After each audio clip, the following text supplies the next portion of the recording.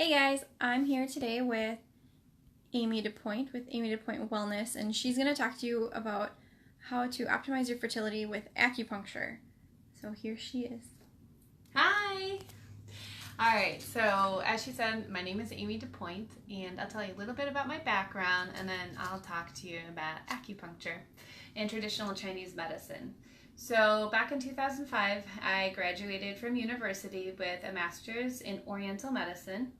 And a few years later, I found an amazing mentor who had dedicated all of her studies to women's health and fertility. So she taught me everything that I needed to know to get in this niche about a decade ago. And since then, I have worked with women and couples for anywhere from figuring out timing so they can get conception timing right, all the way through to working alongside their reproductive endocrinologists, those people that might be going for an IVF or even an embryo transfer, which would be an IVF as well. So working with the people that I have had the luck to work with over the last 10 years or so has allowed me to see what kind of things that acupuncture can really help out with. And in Chinese medicine, we say that women are 10 times harder to treat than men because there are so many, we're so complicated in ways. We could have hormonal issues that might look like painful periods, a short luteal phase, the part after ovulation, other things that could impact it. PCOS would be a hormonal issue as well. Nervous system issues might come out looking like insomnia, anxiety, depression. Physical issues might look like endometriosis or other adhesions. Sometimes those fallopian tubes are stuck back behind a uterus or maybe a uterine misalignment.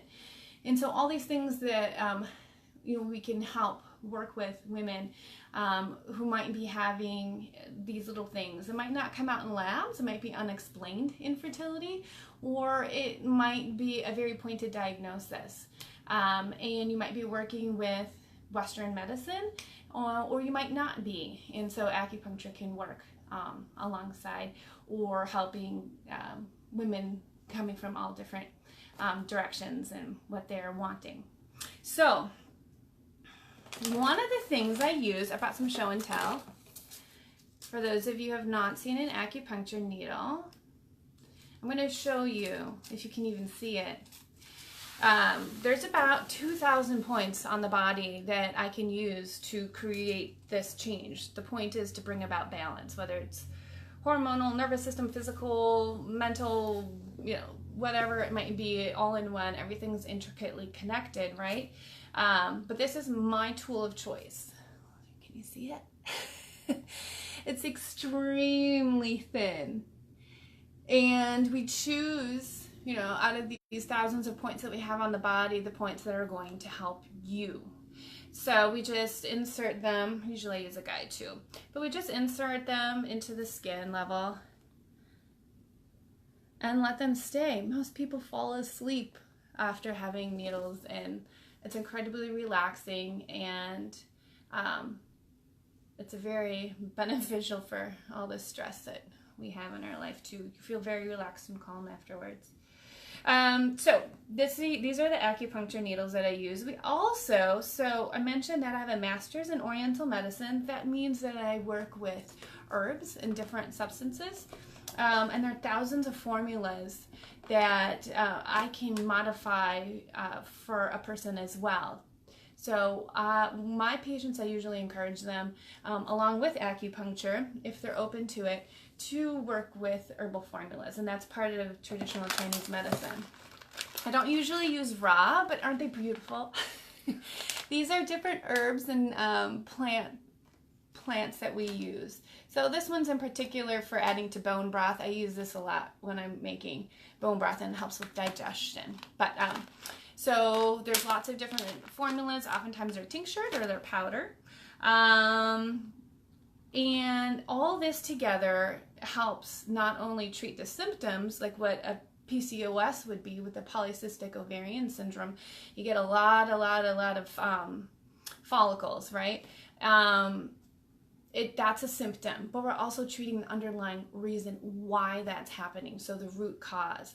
And I think with acupuncture, herbal medicine, I think is a very valid, a very effective way to tackle the root and the symptoms. Let's see. Oh, I have another show and tell, just because this one's kind of fun. It comes in lots of different forms. But this is called Moxa, and I use this as well. So we have a lot of different ways to help people get the balance that they need.